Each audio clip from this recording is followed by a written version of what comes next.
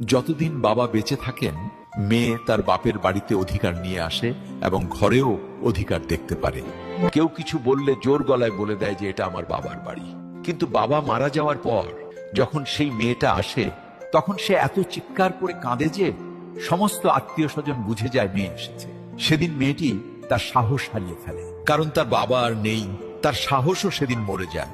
বাবার মৃত্যুর পর মেয়ে কখনো তার ভাই ভাবির ঘরে ততটা জেদ করে না যতটা জেদ বাবার সময় করত। এখন খেয়েছো, পড়েছো, ব্যাস সব শেষ। যতক্ষণ তার বাবা ছিল সবকিছু তার ছিল, এই কথাটা সে খুব ভালো করে জানে। বাবা মেয়ের সম্পর্কে ভালোবাসা সমুদ্রের চেয়েও গভীর হয়। বাবা তার মেয়ের জন্য দুনিয়ার সবচেয়ে বড় আশ্রয় আর সাহস, আর মেয়েও তার বাবার জন্য সেই সাহস আর গর্ব অনুভব করে। কিন্তু দুজনই এই কথা কখনো সরাসরি কাউকে বলে না। মনে রাখবেন, বাবার মমতা আর মেয়ের ভালোবাসা অমূল্য।